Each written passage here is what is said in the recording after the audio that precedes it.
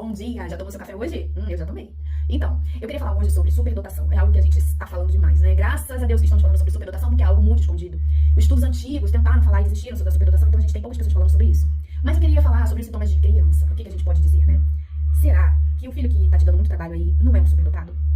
Existem diversas crianças que têm a superdotação e têm um pouco mais de equilíbrio emocional. Então você vai ter crianças com superdotação, que você, só de olhar, você já sabe que a criança está ali na fase dos 2 anos, mas ela parece que tem 5, pelo entendimento, 7 às vezes pela obediência. São crianças que têm uma parte emocional um pouco mais equilibrada do que outros superdotados. Então ela consegue compensar e ter o conjunto, né, da parte cognitiva com a parte emocional. Então ela consegue estar bem equilibrada. Mas é aquela criança que ter, né, bem equilibrada, mas ter esse equilíbrio entre a parte cognitiva e o emocional, fazendo com que você dá uma ordem a uma criança pequena e ela obedeça. E você até se assusta, porque como pode uma criança tão novinha ter tanta responsabilidade e se adequar a regras, sendo que a partir dos 7 que a gente tem o entendimento de regras, efetuar mesmo essa questão, né, mesmo que a gente vai ensinando e cultivando a parte da responsabilidade, a gente tem aí, cientificamente, claro que futuramente isso pode mudar com uma evolução, né, a gente está passando por uma evolução na parte, né, infantil, a gente tem crianças muito mais evoluídas na parte de entendimento cognitivo, emocional e tudo mais, mas por hora a gente tem 7 anos, a gente tem um maior entendimento das regras, né, das responsabilidades. Então, assim, a criança que não tem a parte cognitiva evoluída tanto quanto a parte emocional, e ao mesmo tempo ela tem uma intensidade muito grande, é bom que a gente avalie. Vamos avaliar se essa criança tem algum tipo de transtorno ou não.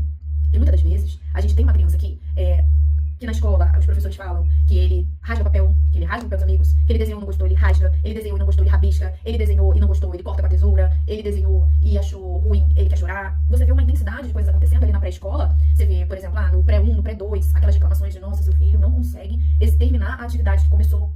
Seu filho não consegue, porque ele rasga do amigo, ele tem explosões emocionais muito intensas, ele se esconde debaixo da mesa, ele chora intensamente, ele não aceita algumas coisas, alguns deslocamentos, ele sempre pergunta o porquê. Então você vê uma criança de 4, 5 anos ali numa situação fora de casa, né? Se a criança for entrar aí com seus 4 anos na escola, e você vê que ela tá fora de casa e tá apresentando sintomas na escola que precisam ser avaliados.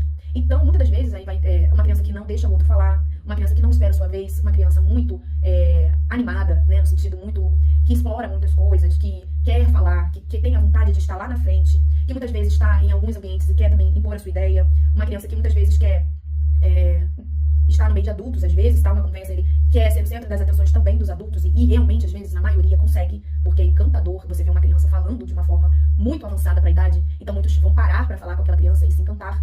Você vai ver que a intensidade da emoção, como se for uma criança religiosa, com a religião, uma intensidade de sentimento com Deus, falar de Deus, cantar de Deus, cantar para Deus, louvar para Deus, e ao mesmo Nossa Senhora, se for católico, e muitas vezes falar também de morte, do céu, do inferno, das consequências, e como as pessoas morrem.